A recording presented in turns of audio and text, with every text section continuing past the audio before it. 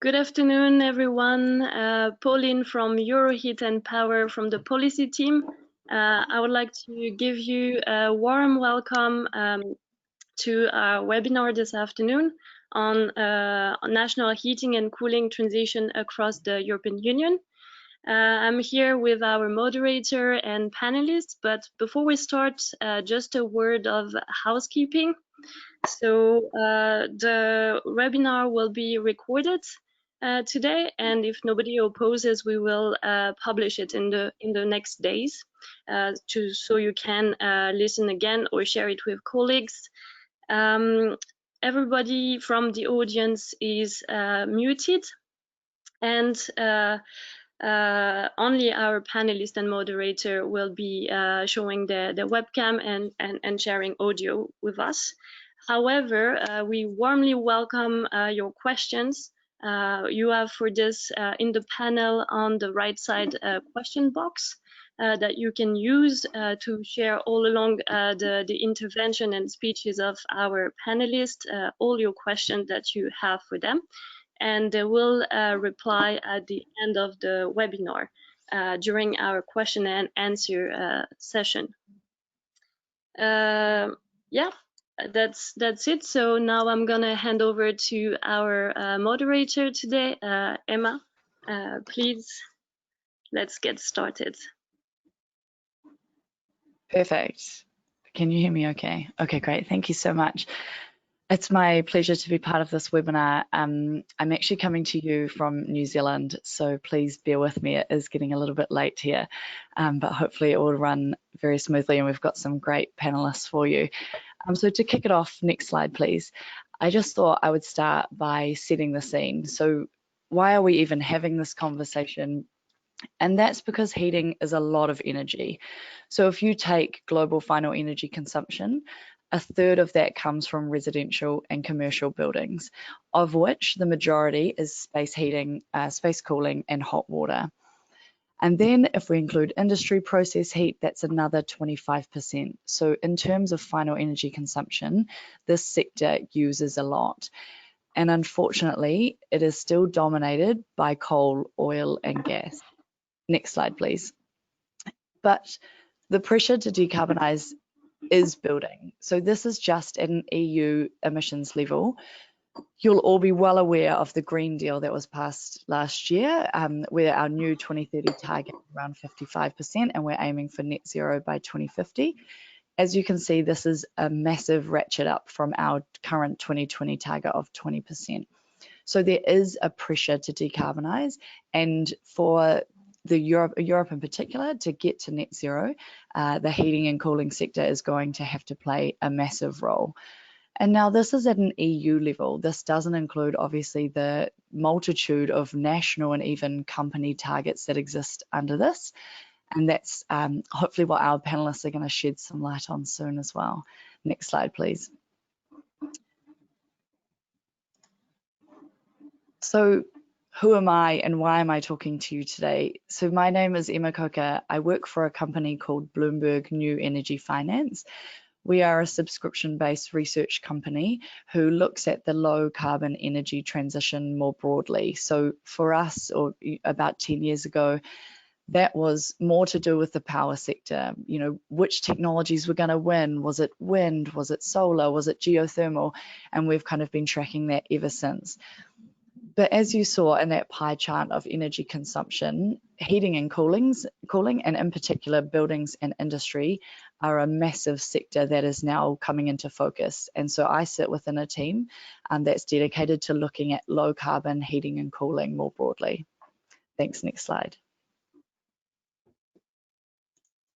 So it might have sounded all doom and gloom, but there are pathways to decarbonise building heat, and there's primarily three is how we categorise it.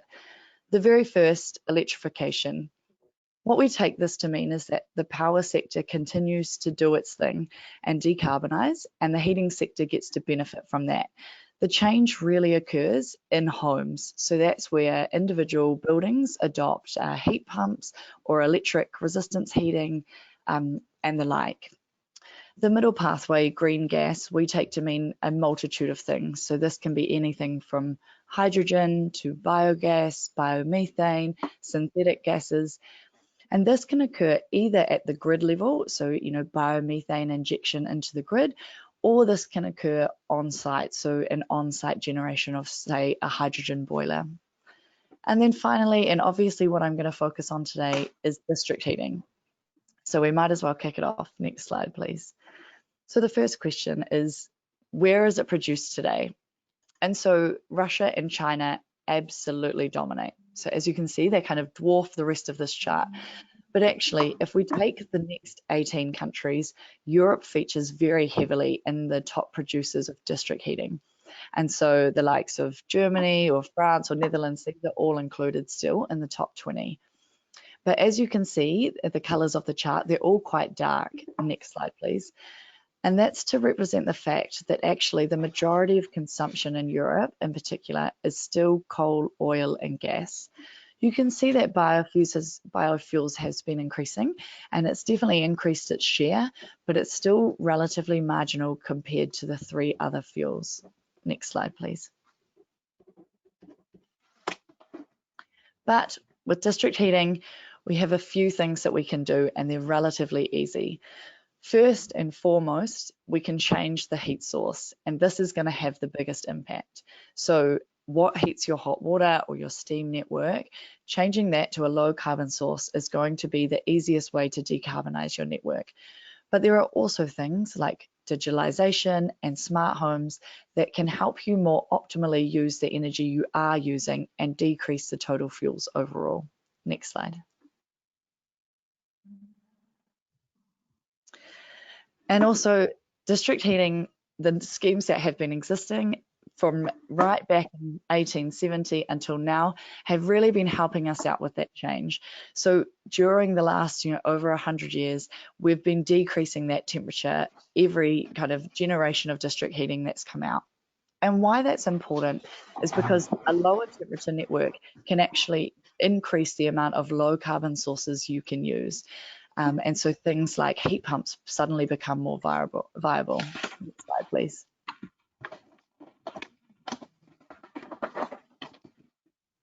So what can it be? This is kind of the flavor of the month when it comes to district heating. I don't know about you, but I see a load of articles coming out about all different types of heat sources. So heat pumps or waste heat from industrial processes, data centers, biomass, tube stations in particular. And I think we are really where power was many years ago, where we're not quite sure which one of these technologies or what combination of technologies are going to win. But people are trying to pick. Next slide, please. So this is just a forecast from the Heat Roadmap Europe of what they thought would be supplying district heating in 2050. And so they haven't picked a winner. They've actually got a mix. So clean CHP, excess heat from industry, and large-scale heat pumps will be the majority of the supply sources. But they've still incorporated boilers and renewables. But that's just about enough from me. We've got a few experts that are here to tell us a bit more about their country's specific transition. And to kick it off, I think, Rémi, you're up next.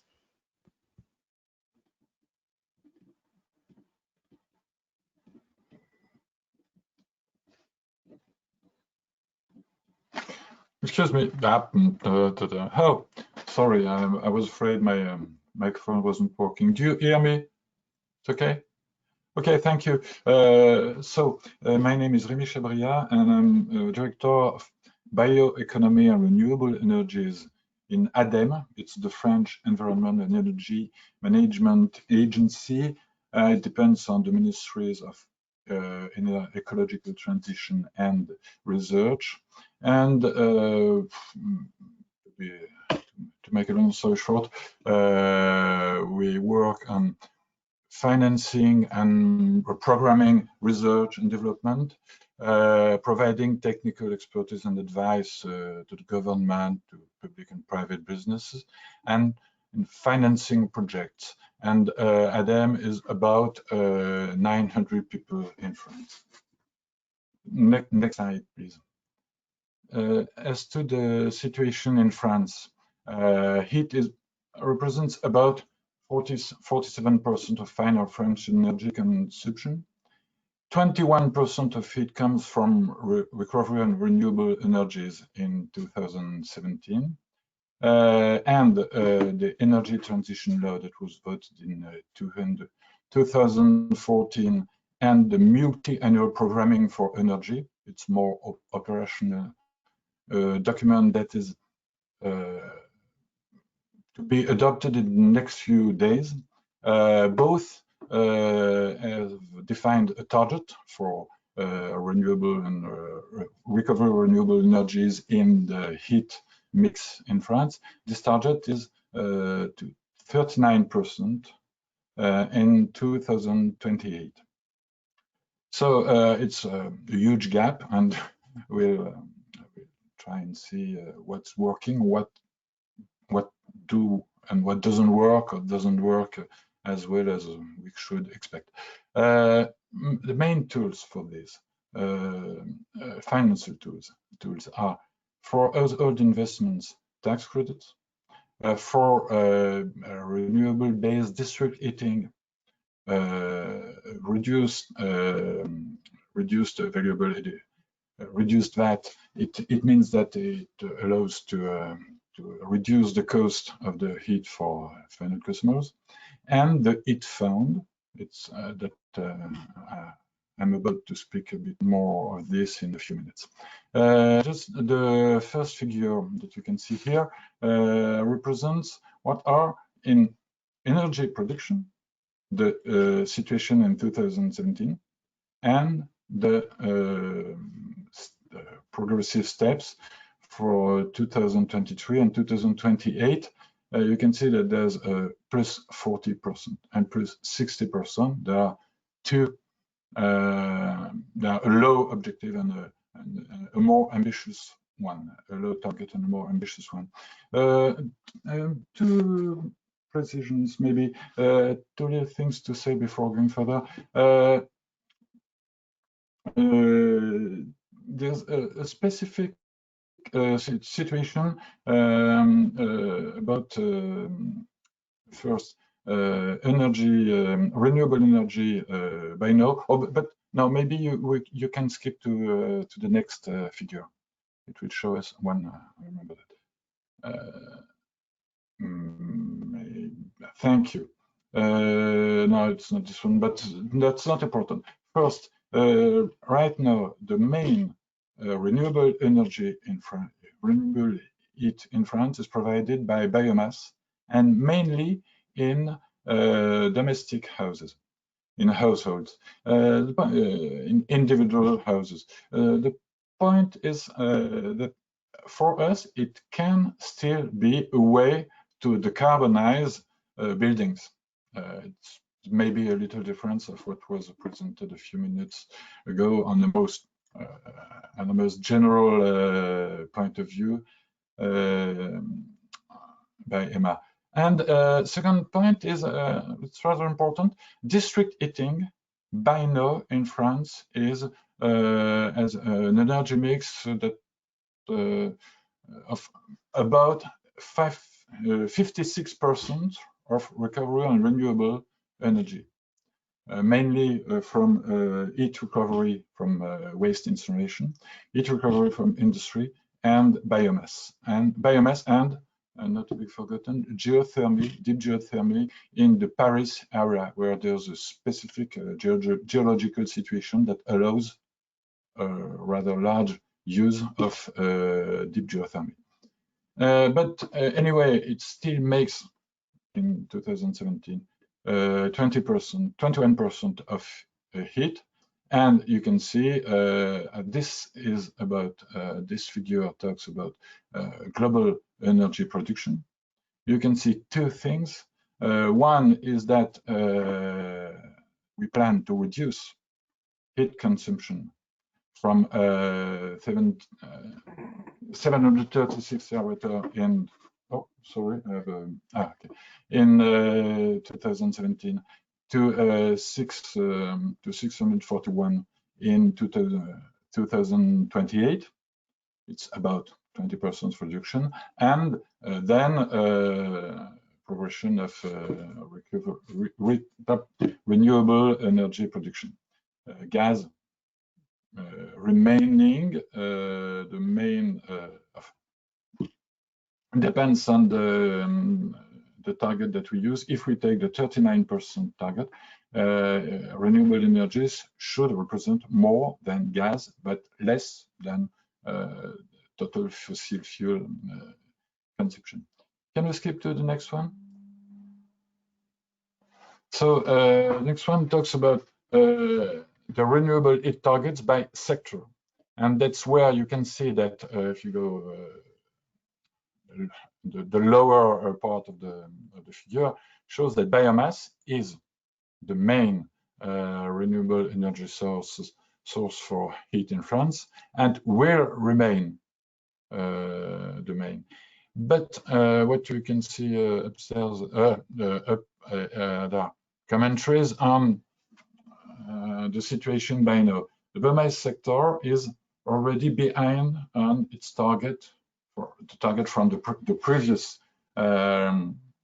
multi-annual energy programmation, because it's the more directly impacted, if I dare say, by the fall in the price of gas. That's one point we will probably talk a bit further. The heat pump sector, mainly air source, has a very strong development in buildings. The heating network, district heating, is progressing as expected, and geothermal mainly on the low energy sources is lagging behind, the same as for solar thermal, but we still think that there are significant potential for it. If you can skip to the next one, the tool that has been used in the last 10 years in France to develop renewable heat is called the Heat Fund. It's a source of subsidies that's implemented by ADEME, and it represents on the total 2.3 billion euros in for recovery renewable based heating project in industry, public and tertiary buildings, selective housing. It's biomass, geothermal energy, heat pumps, and so on. We also finance district heating project with at least, at the beginning of the fund, the level was expected was 50%, but now it's at least 65% renewable or recovery renewable energies in the mix of the district heating. And all these represent 5,350 projects funded so far. And that all this is supposed to produce projected production 2.7 million ton of oil equivalent each year.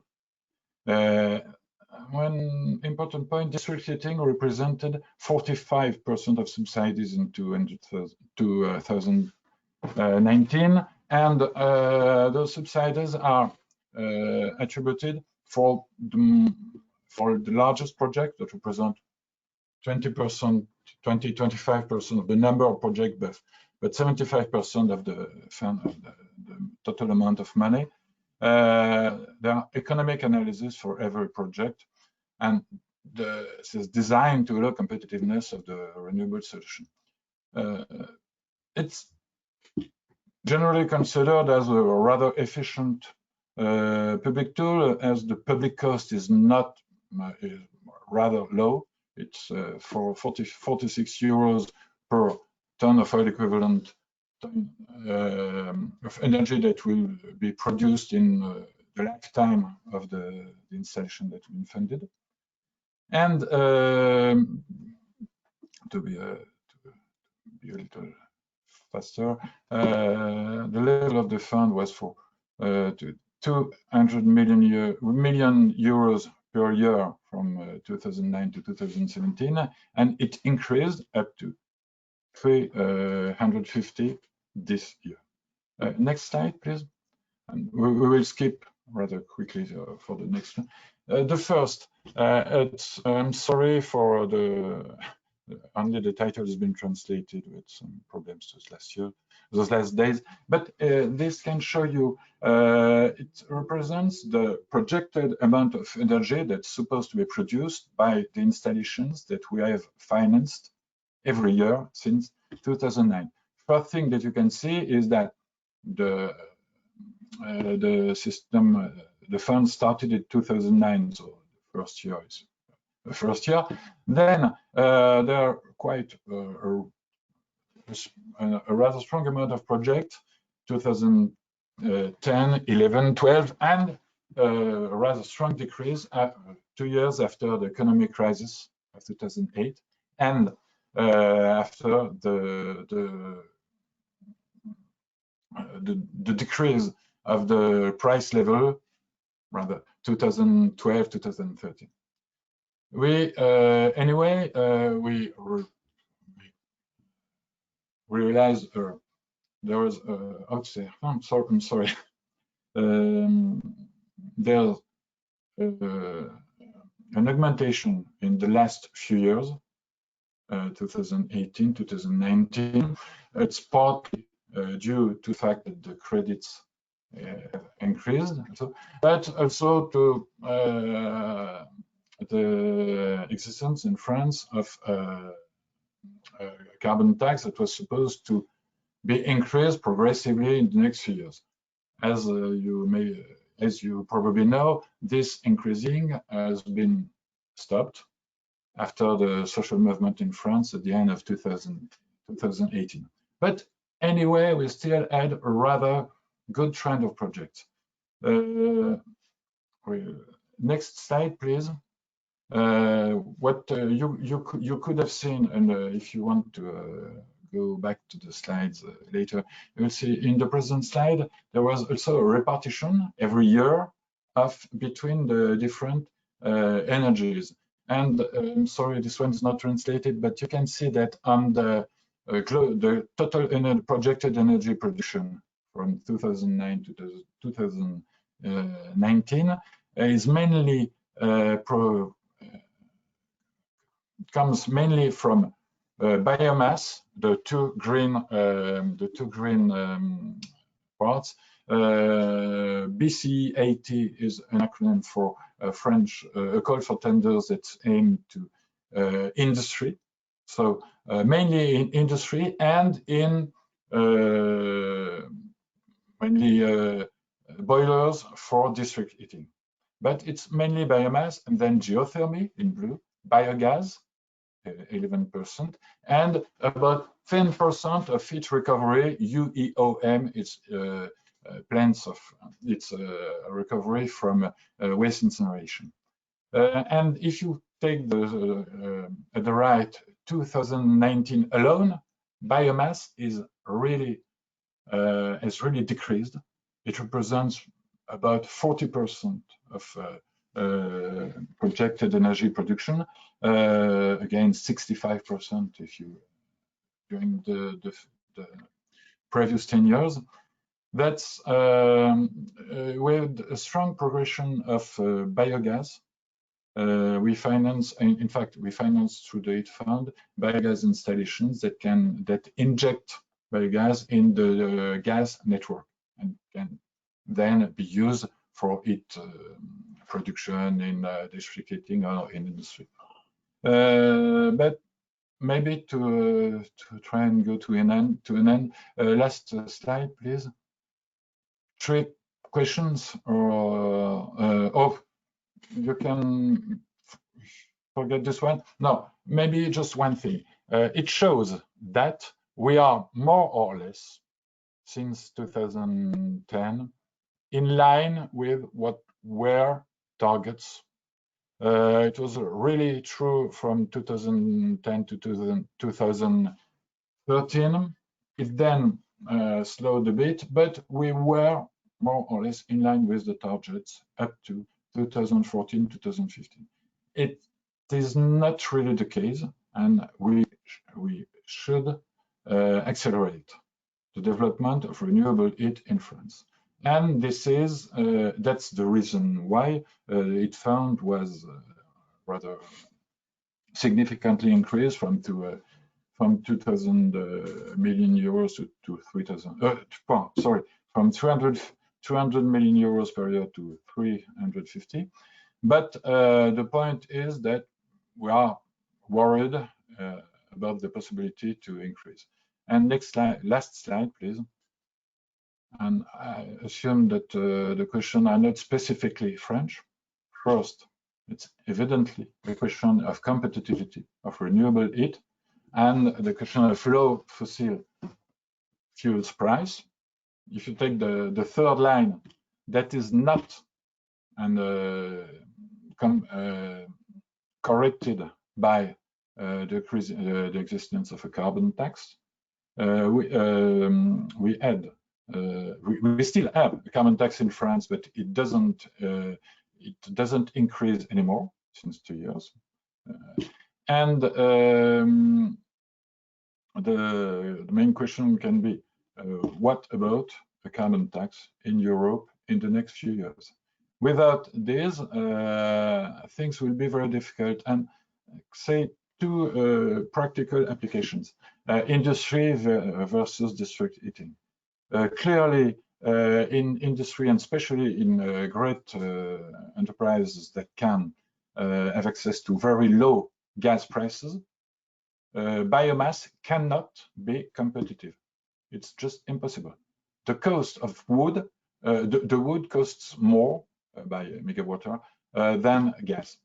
So you can't, even if you finance completely biomass boiler, it can't be competitive. So that sorry, I'm just going to put on. I'm just a bit conscious of just the last thing, that what can more or less save the game is the fact that local authorities are more ambitious in district heating programs and continue to develop district heating program even if the competitivity is not evident. But this won't be sufficient. So sorry to be a bit long. That's okay. I think we're passing over to Susanne now, so you've got the floor. Thanks very much. My name is Susanne Schmelcher. I'm working for the German Energy Agency. I'm happy to be part of this webinar here. The German Energy Agency is a federally owned company, and we are providing service nationally, but also internationally. And our subject is to shape and implement energy and climate policy objectives for the energy transition. We see ourselves as an independent drivers by doing studies, pilot projects and platforms and other initiatives, and also by setting standards. Next slide, please. First, it's actually the first slide. Before going into the transition process we're going through in Germany, which I understand is also the subject of this seminar, the transition of the district heating. So I'm basically focusing directly on the district heating. I'm not talking about the heating sector in general about Germany. We can see here that in the district heating is mainly provided in a combination with heat and power, the so-called CHP plants by 70%, yeah, 70%. And the main energy source is gas, and it's followed by coal. We have around 15% of heat that is fed into the networks that come from renewable energies. And I think, as we also see in the speakers before, it's mainly at the moment biomass. But we also have already smaller amounts of geothermal and solar thermal energy. A further 6% of the heat is based on the heat of the use of waste heat, and another 8% is used by the incineration of non-biogenetic waste. So in total, as a conclusion, we can see that we have around 28% of heat in our networks that is provided by, say, climate-friendly potentials.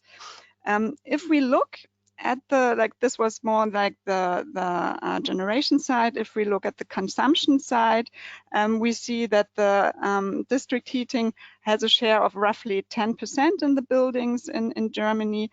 The main consumer are the households, but they are basically closely followed by the industry sector. And we still also see that district heating consists for roughly 14% of the residential units. So in the German heating sector is still really dominated by building integrated heating devices. So the district heating is kind of playing a smaller role here.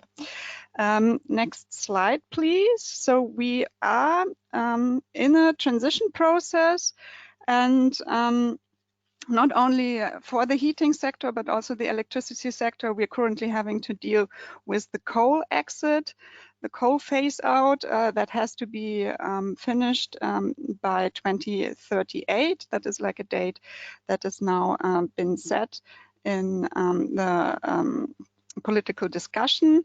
And an important element, obviously, for the coal phase out is to change the primary energy source from coal to gas in the CHPs.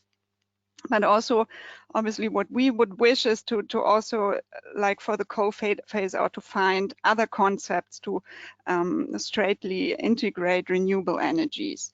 And to integrate them, what we basically see in Germany, and I guess that is also in other countries the same, that we have a conversion really of our existing structures, like a renovation, so that we basically can integrate also the renewable energies. Now going to the slide, what you can see here is like the elements like of a future district heating system. We see that as an interface between electricity and heat, and you would need, like in green, the electricity heat technologies, like with heat pumps, and still the CHP would play a role. But you would also, because of the volatility of the system, you need flexible balancing technologies. I'm not quite sure if that is the right English translation, but obviously technologies that are able to kick in once there's too much energy or too little energy. And then we also need to integrate the renewables and the waste heat into the system here, like in orange color. But then that's not really enough, because we also have to think about the consumer infrastructure, how to basically transform the building infrastructure also.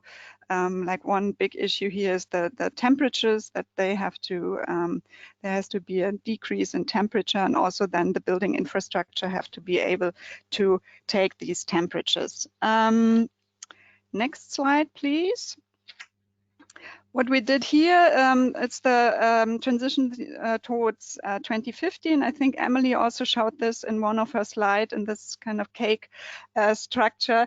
That is now from the technology elements I introduced in the slide before, looking at some data. What does that really mean? What you can see here is the collection of future projections of terawatt hours within the system. The projections are made by different institutions. You can see it in the like it's very small black letters beneath. For example, by the BDW or also by the BDE study, the climate paths for Germany. But we also included, Emily, I think the one you quoted, the heat roadmap for Europe. So what we did, we show the range of the smallest and the largest assumptions. And maybe starting off with the gray area with the net generation, that's not really a trend we can it's not really consistent. Some say there's an increase, some say there would be a decrease.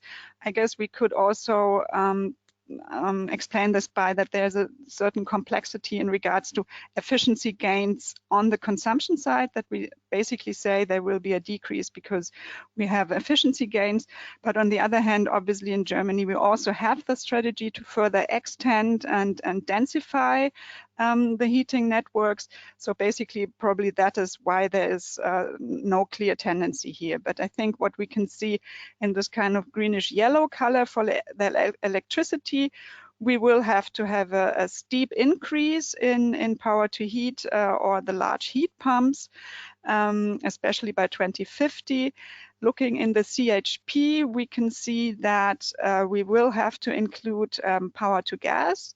We will still, in some of the scenarios, we won't have natural gas at all anymore. Some say we still need it, but there will obviously have to be a decrease in natural gas. So I was now talking about the pink part. Going over into biomass, what we could see in the projections there was that we have a slight increase till 2030, so maybe it's also used a bit as a bridge technology, maybe also fuel switch from the gas for the CHP.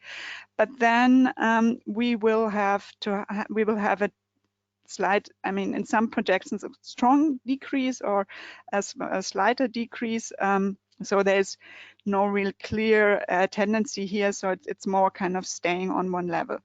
Obviously, we will have to, now I move over to the right side, the renewable energies have a strong decrease in solar thermal and geothermal energies. We'll have a ever so slightly smaller increase in waste heat use and a kind of indifferent trend in regards to what role waste incineration would still have in the future systems.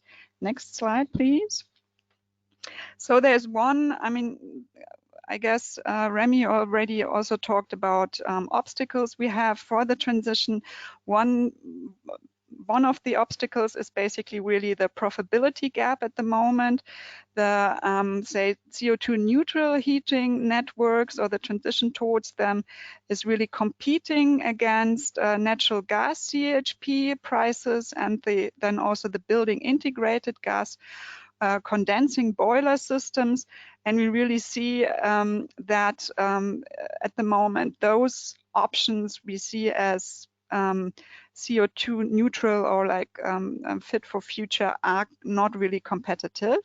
And that leads me to my next and last slide, please.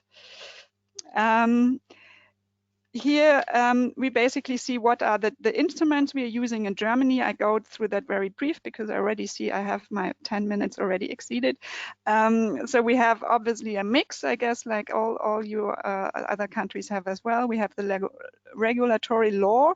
We have price instruments now, the new CO2 taxation in Germany that will start with the non-ETS sector. It's going to be interesting in what regard that what kind of effect that will have on the district heating system, because some of the, I mean, probably mainly most of the CHPs for the district heating are in the ATS and already have a carbon price at the moment. So then that is the question, that the slide I showed before, if there is like a shift in the price that would basically help the climate neutral district heating to really enter the market. We also have the planning instruments. Importantly, that's more like on city administrational levels, how to really get the strategic planning for also the extension of those networks. And then we do have financial support programs. We have quite a few and different versions, but there has still be a financial support gap, I would call it. That's why at the moment the government is working on this. I think it's the second one, the support program. That's why I wrote there in planning for the transition of existing systems, the so-called Basisförderprogramm.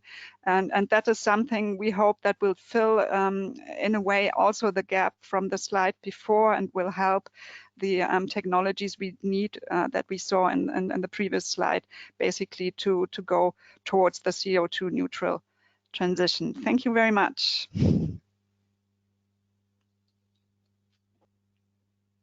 Awesome, thank you so much. And I think we're a lucky last. Tjalling, you've got the floor. Yeah, well, thank you for inviting me for this panel as well. My name is Tjalling de Vries. I'm from the Netherlands. I'm working at the Ministry of Economic Affairs and Climate Policy. And I'm program manager for district heating. Can I have the next slide, please? I just give a quick overview of the energy field in the Netherlands, which I will not go into everything, but start with number one. If you look at the primary demand, it's obvious that we're a very fossil-oriented country. Renewable energy is only 7% of the whole mixture, so we're running behind, you could say. And we're doing not very well in all the statistics European-wide, so we have a large job ahead. If you then look into the graph on with number 8, you see that we have quite an ambitious plan to be CO2 neutral by 2050, more or less, which means that we have to have a 49% reduction of CO2 emissions by 2030. Well, it's a steep line downwards, and well, everything we do at the moment is focused on that. And then you see that, well, I will mainly look into the urban environment, the built environment, because, well, that's the main part where we think that district heating can play a major role. But it's only a small part of actually the whole package which we have put into this Dutch climate agreement we reached in 2019, so last year, with a full package of all kinds of agreements and a lot of parties involved on, well, all focused on getting to this target as put forward here in the graph. As said, I will mainly focus on built environment now. So on the next slide, you see some of the issues that we have put in this climate agreement. And basically what we have said is, since we are such a fossil fuel oriented country, and in the Netherlands, when it comes to the built environment, it means that 90% is fueled by gas, natural gas, and this all has to do, of course, with their own natural gas field in Groningen, which also we have some issues with earthquakes and all that. So we're looking into different kind of using different kind of heating solutions, and it means that we have a whole kind of renovation program ahead, where we have to renovate about 7 million houses, make them natural gas free, and transform them to other kinds of heating solutions, which means a huge program. Already we have decided that new buildings will no longer be heated by natural gas, and we're looking at 1.5 million houses of buildings to be renovated by 2030, and we are building this up now and already see all kinds of issues and troubles getting to this kind of numbers. But, well, everybody has to be involved. There's a lot of social issues attached to this as well, because, well, it's about people's houses, but still this is the target we have to meet. Then if you go to the next slide, this resembles a bit to the slide Emma showed before on the strategies you can have when dealing with this issue. We actually, well, made 5, but it's sort of the same, and 2 of those are about district heating. Well, we want to shift away from the higher temperatures, so we think 70 degrees as a maximum compromise should be the focus for this strategy 2, and we're looking into the option of even further reducing temperatures, and then you have this strategy number 3.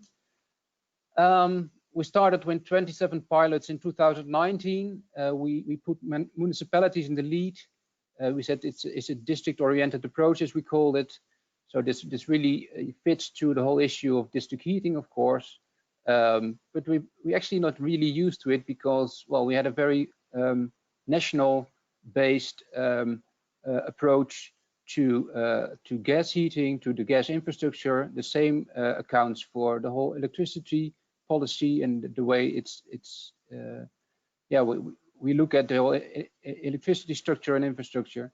But when it comes to heating now, we are sort of shifting to this decentralized approach, and we really have to learn how to do this. So we started with 27 pilots.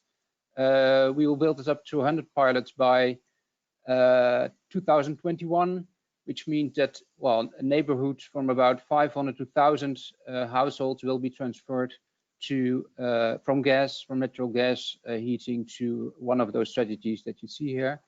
And also it's planned that by 2021, all municipalities, so that's over 350, should have a heat transition plan. So we're looking at, and that's the next slide, I guess, quite an ambitious plan forward when it comes to district heating. It's two of the strategies that we laid forward to decarbonize the built environment.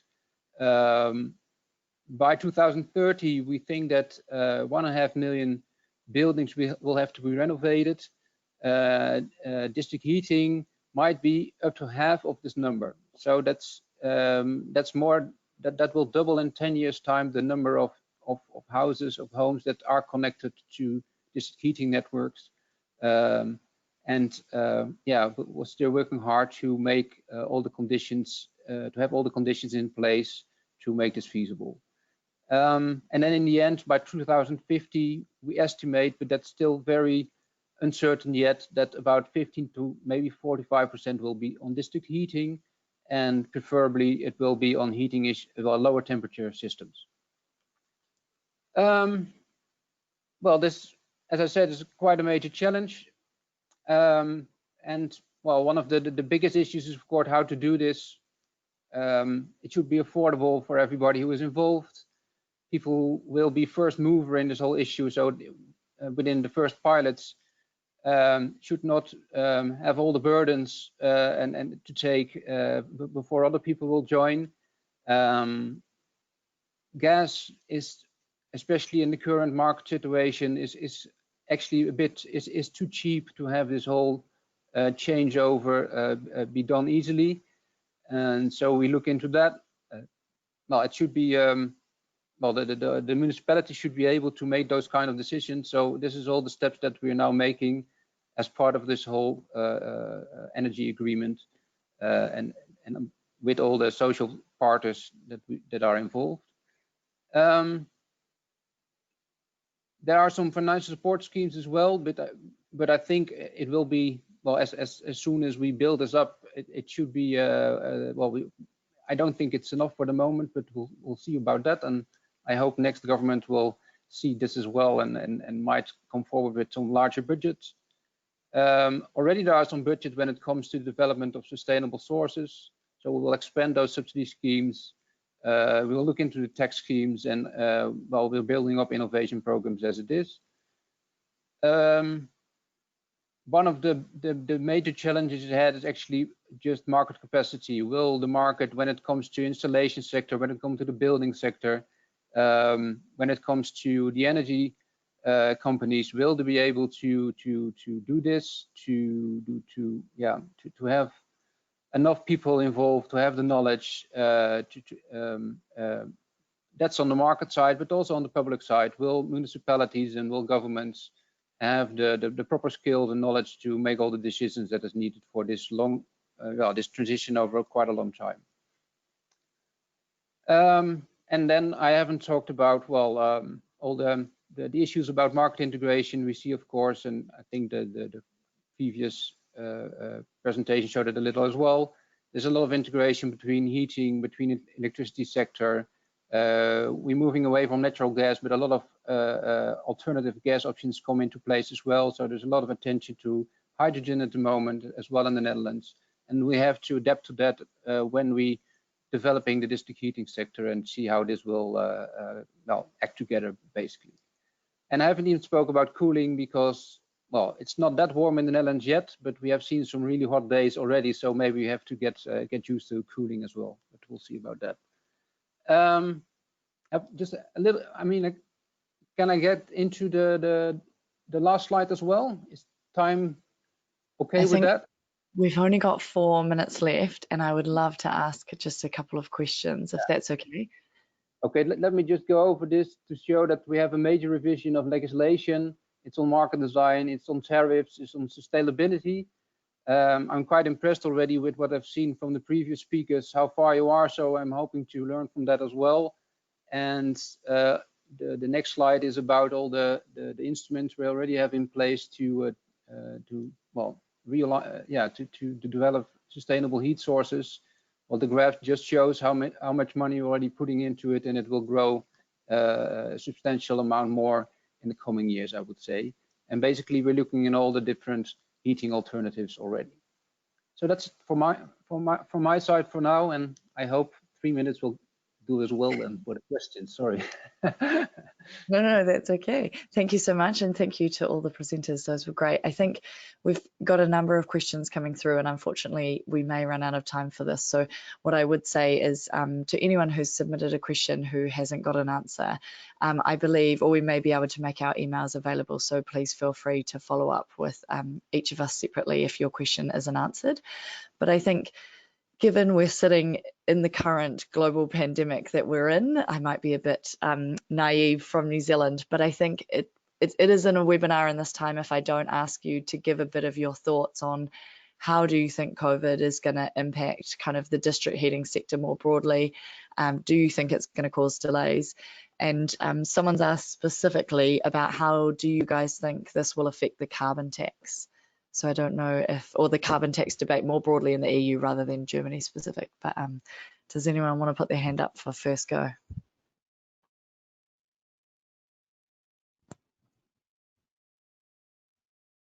Okay, shall I just address it shortly? Well, it might affect a little or maybe a lot. We don't know yet, but we're trying to, I mean, it put away the emphasis on sustainability a bit because now it's a lot of economic recovery.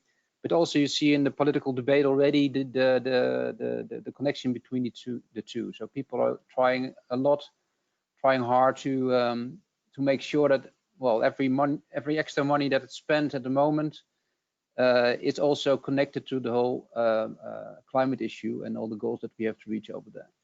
And when it comes to the CO2 tax, I mean, there's a lot of debate on that in the Netherlands as well, but also on a national scheme on top of the European scheme there.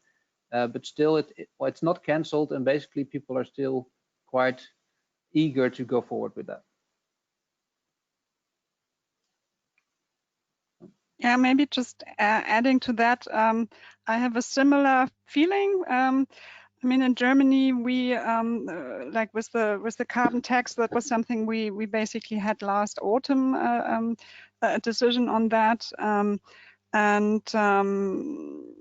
yeah, I would assume that we would still go ahead with this. Also, we have what I mentioned, the funding program, which is will be quite important, especially for the transformation of the district heating.